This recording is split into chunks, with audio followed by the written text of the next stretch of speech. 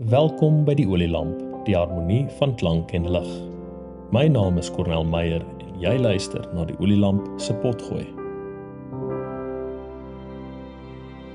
Goeiedag en welkom. Hierdie is episode 10 en vandag saam met ons in die ateljee is Dominee Johan Breintjies. Baie welkom Dominee.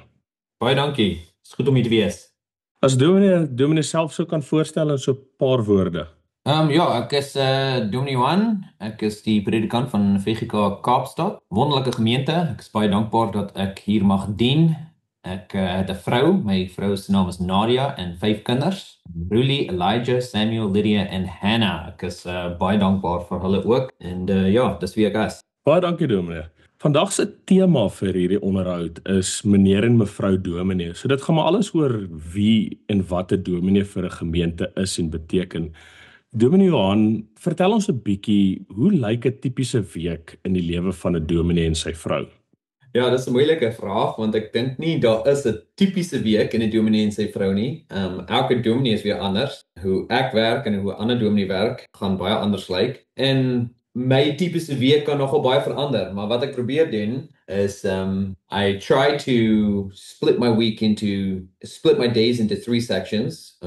Môre, middag en aand, sodat ek 'n bietjie die week kan beplan. My middags gewoonlik besoeke, my oggend is gewoonlik preek skryf of e-posse of ander dinge reël, en my aande is gewoonlik meer mentoring, klas gee, katekisasie, kerkraadvergaderinge, daardie soort goeters wat gebeur, en dan Sondags preek en gewoon gemeenskap van die heiliges. So elke week lyk baie anders. Dit hang af van huwelike, dit hang af van begrafnisse, dit hang af van vergaderinge wat plaasvind. As daar klasvergadering is, of wat is 'n kerkraadvergadering daar is, of 'n deputatevergadering. So daar's 'n hele klomp dinge. En dis die wonderlike ding van 'n dominee. Dit is altyd iets nuuts wat gebeur in jou week. Dit raak nooit oud nie. Daar's altyd iets om te doen. Jy raak nooit klaar met die werk nie. Nooit is 'n lang tyd. Seker wanneer die Here Jesus Christus weer terugkom, dan is my werk klaar. Maar ja, vir ons lyk die week elke week baie anders. Die mooi ding van dominee wees is dat jy van die huis af kan werk, en dat jy ook jou etens met die gesin kan doen, en dat jy jou vrou kan help op ander maniere waar jy miskien nie dit kan doen nie, in 'n ander baan. Ja, ek dink dit is 'n mooi ding wat Dominee ook noem, die balans, dat daar nog steeds tyd is vir familie boonop die kerk. Dit bring ons by ons tweede vraag ook, wat is vir julle die waarde daarvan om te vaste dominee in 'n gemeente te hê, eerder as verskillende predikers? Ek dink vir ons is die grootste ding jy kan die gemeente bou. Jy is die enigste een wat voltyds eintlik in die gemeente werk, en veral as jy vir 'n paar jaar in dieselfde gemeente is, kan jy die gemeente opbou. Die probleem is, selfs nie net as daar verskillende predikante is, maar selfs as daar verskillende predikante is elke 4 of 5 jaar, dan wat gebeur is, een predikant bou sekere dinge op, maar dan gaan dit weer terug na normaal. En ek sê die verskil is altyd between a maintenance church and a growing church in a sense. And the church needs to be maintained. Maar die systeem in die Griffmede-wêreld is alles daar om die kerk te maintain. Maar om regtig die kerk te bou, beteken dat daar 'n voltyds herder moet wees, wat verhaal deur die prediking van die Heilige Evangelie, die gemeente kan opbou en toerus, sodat die kerk verder beweeg. Ek dink as daar nie 'n voltyds predikant was in ons gemeente, sou die Here nie sou daar dalk nie iets soos 'n Robertson kerkplant gewees het nie, of 'n internskapprogram gewees het nie, of 'n onderrigkomitee opgerig word nie. Want dis alles dinge wat deur die jare 'n predikant aan kan dink en ook tyd aan kan bestee om op te bou, sodat daar kerkplanting kan vind. Maar 'n kerk sonder 'n predikant kan net die basiese dinge doen van besoeke en prediking. En die ander ding is, die predikante wat kom besoek, ken nie die gemeente nie. So die preke gaan meer in die algemeen wees en nie direk gefokus op die gemeente nie. Baie keer gebruik die Heilige Gees dit ook op 'n kragtige manier, want dalk sien die predikant nie dinge wat ander predikers wel oor gaan preek. So ek dink daar is groot voordeel om 'n voltydse predikant te hê in die gemeente. En veral in groot gemeentes selfs twee. As jy oor 3 of 400 mense is, een predikant kan nie regtig alles doen nie. Hy hou net vol om die basiese dinge te doen. En ek dink as jy 'n groter gemeente is dit belangrik om te dink oor of 'n interskap of 'n co-pastor waar jy regtig die kerk kan bly groei, want dis wat ons wil hê. Dit is wat die Here van ons vra ook. Dat ons nie net hou wat ons het, maar dat ons die evangelie versprei in hierdie land van Suid-Afrika. Ek dink dit is mooi hoe Dominee dit ook stel van ek dink die korrekte woorde is om te kerk te onderhou en om te kerk te laat groei. En om die kerk te onderhou is een ding, is die lede bly omtrent dieselfde en die kerk bly maar dieselfde en oor die jare is daar nie verskille nie. Maar ek dink is mooi hoe Dominee dit ook gestel het om die kerk te laat groei. Ek dink dit is 'n ding wat pragtig kan wees en om dit reg te kry, het mense dominee egpaar nodig om daar ook hulle werk te laat plaasvind in die gemeente. Hoe help julle mekaar geestelik en emosioneel in die uitdagings van die bediening? Wel, sal eerlik wees, ek kon dit nie doen nie sonder my vrou nie. Sy is 'n ongelooflike pilaar in my lewe, veral as dit gaan in die bediening, maar ook in die gesin en ook met my persoonlike geloofslewe. Sy is 'n voorbeeld vir my. Sy gaan my vooruit ook in die geloof, op die manier hoe sy bid, hoe sy vir ander sorg. So sy ondersteun my op baie verskillende maniere. Sy ondersteun my om 'n veilige plek veral te skep by die huis. Daar is altyd dinge wat aangaan in die gemeente, maar as ek weer huis toe kom, is daar 'n veilige plek waar ek gewoon kan rus. Sy bid baie vir my. Ons bid en lees die Bybel saam en ons is dankbaar daarvoor. Sy is ook 'n baie groot hulpmiddel wanneer dit kom by hospitality. Ek weet ken nie nou daardie woord nie. Gasvryheid. Ja, gasvryheid. Sy's 'n groot hulpmiddel daarin. Daar is altyd mense by ons. 2 of 3 keer 'n week kom mense eet by ons in die aande en daar's altyd mense tussen die kerkdienste op Sondag waar ons seker maak dat elke Sondag ons iemand uitnooi en sy's 'n pragtige gasvrye vrou en ek dink dis ietsie wat dis moeilik vir 'n domineesvrou. Sy is dit nie van nature nie, maar die Here het haar hart geopen en dit is nie iets wat net van 'n dominee en sy vrou, dit moet gebeur in elke gesin. Ons is almal geroep tot gasvryheid, ons is almal geroep tot mededeelsaamheid, tot geestelike ondersteuning. So ek dink nie dit is iets uniek aan 'n dominee en sy vrou. Miskien is dit iets wat meer belangrik is in 'n dominee en sy vrou, maar ek dink dit is belangrik vir elke egpaar om so mekaar geestelik te kan ondersteun. Ja, en ek kan daarvan ook getuig. Die dominee se deur staan altyd oop en ek dink dis 'n mooi simbool in die sin van dit is 'n herder vir die Here se kudde. En daarmee kan 'n mens net sien dit is belangrik om gasvry te wees maar ek dink dis 'n goeie roeping ook aan die gemeente. By ons kerk is hierdie jaar die tema is eenheid in Christus en dis 'n mooi manier om te kan sien hoe almal moet gasvry wees. Ons is mekaar se broers en susters in die gemeente. Ja, definitief.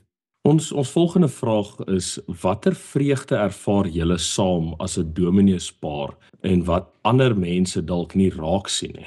Ek dink daar's baie dinge wat ons ervaar wat ander mense nie raak sien nie of wat ander mense gewoon nie kan ervaar nie, want hulle is nie op so 'n geestelike manier besig in die gemeente. Ons mag sien hoe die gemeente groei.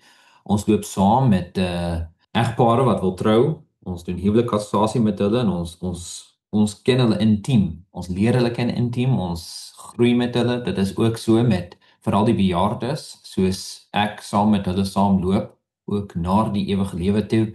Dit is pragtig om ook nog groei te sien en te leer van die bejaardes in ons gemeente. So die predikant en sy egpaar mag regtig die werk van die Here Jesus Christus sien firsthand.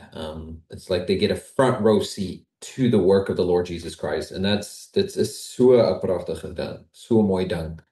As ek 'n gemeenskap mag sien groei en om daarvan deel te wees. Ek ervaar dit veral in die kerkplanting. Dis alles die Here se werk, gebou op gebed. En as jy saam daarvoor bid, persoonlik maar ook in ons huwelik, ons bid vir verskillende mense wat ons sien sukkel en dan om die Here se werk daarin te sien dit is een van die mooiste dinge wat mens kan ervaar. En die grootste ding is veral wanneer nuwe gelowiges na die Here toe kom. My vrou doen baie werk in terme van disippelskap nou met die jong vrou in ons gemeente wat nie die Here voorheen geken het nie en amper nie die skrifte geken het nie. En sy loop nou op pad met haar en net om haar te sien floreer onder die woord en ons gebede is so mooi. En ons kan net die Here daarvoor dank. Dit is alles danksy sy werk. Baie dankie. Ek dink dis ook mooi beantwoord. En die die voorry sitplek wat 'n mens mag ontvang as 'n dominees egpaar wat 'n mens sien nie goeders wat die ander dalk nie raak sien nie. En ek dink mooi voorbeelde was die huwelik kategese waar dominee 'n pad stap met die jong paartjies of selfs met die ouer mense wat die dood vir die oë staan wat op die einde van hulle lewe is. En ek dink daar kan dominee hulle die begin met die pad sien selfs tot die einde en die doop van die kindertjies, die belydenis van die jong mense. Dit is ek dink is 'n groot eer om so saam met almal in geloof te mag stap. Ja, nee, verseker. En as dominee so kyk ook, wat sou dominee hulle sê is die grootste misverstand wat mense soms dink oor die lewe en of die taak van 'n dominee in sy gesin? Ja, dis 'n moeilike vraag want die laaste ding wat ek wil doen is mense afsit van die ampt van predikant en die mooiheid van die bediening. Daar is altyd uitdagings. Ek dink een van die grootste uitdagings is 'n geestelike uitdaging. Mens net jou as predikant sien en nie altyd jou as persoon nie.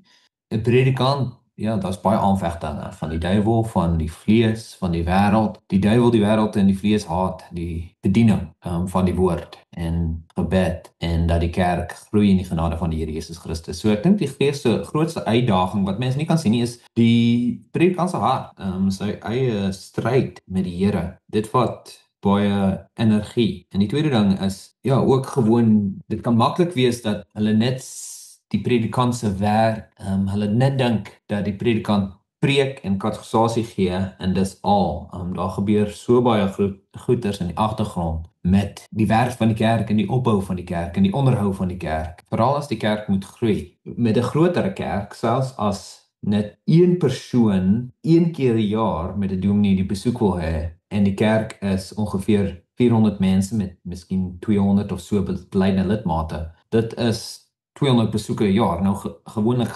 gebeur dit nie, maar daar is altyd dinge wat 'n mens se lewe leef en ek is so dankbaar dat die Here my die tyd gee om daardie besoeke te doen en om met daardie mense te praat, veral die jong mense. Ek het 'n groot vreugde om met jong mense te praat, maar dit vat weer tyd. So die predikant se lewe raak verskriklik besig, maar jy spandeer baie tyd aan besoeke wat mens nooit sien nie.